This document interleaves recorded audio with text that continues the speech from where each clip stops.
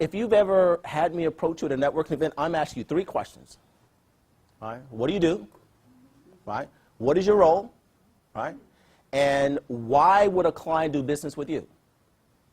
Those are 3 things I'm trying to identify. You know why I'm doing that?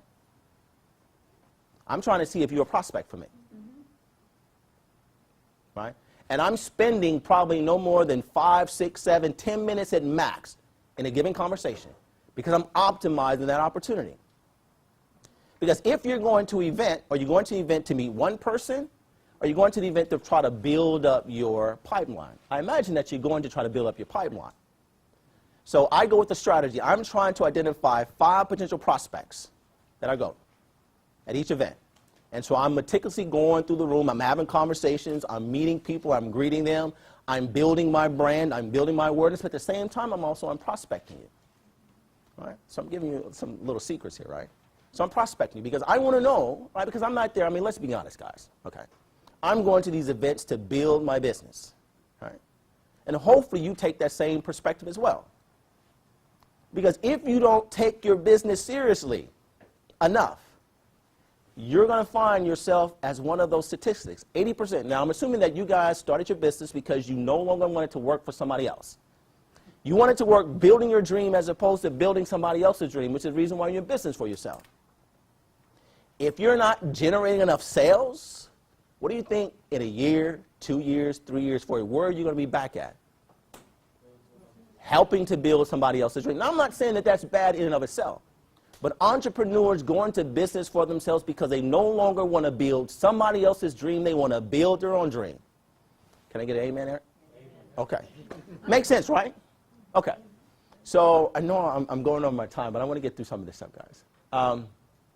Now, the question is how many attempts should you make? Okay. How many of you make 1 call, send 1 email, make 1 face-to-face visit, you don't get an opportunity, and you stop? Okay. Adrian, how many contacts attempts do you make before you give up on a lead? I generally don't give up until I love that. That's persistence, right? But however, there is some statistics, right?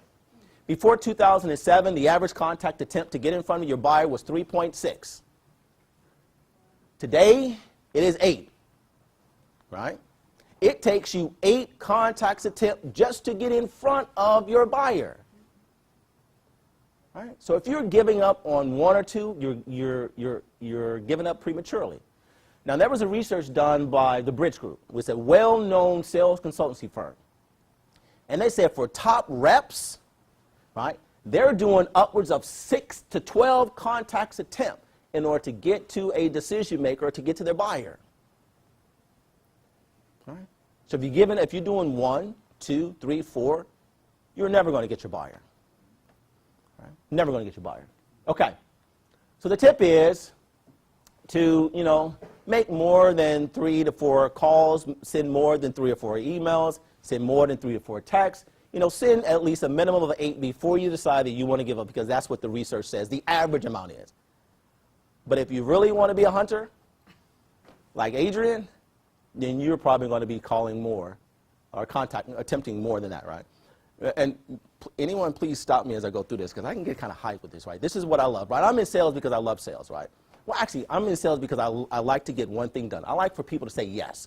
How many people don't like for people to say yes? Right? Right? If you're trying to get what you want, right, and getting what you want requires the involvement of somebody else, and you have to get their willing participation, don't you want a yes? Right? Don't you want a yes? Now, I can tell my son what to do, but if I want him to willingly participate, I want him to agree to it, right? I can tell my girlfriend, let's go out to the movies, right? And she might not want to see that movie, but if I convince her to go to that movie, I want her to be a willing participant in going to the movie. So I want that person to say yes. And I'm in sales because I love trying to get people to say yes. Not necessarily unethically, because each one of you have had a conversation with me, and I believe I carry myself in a very ethical, professional manner. But the reality is I want to try to get people to say yes. Now,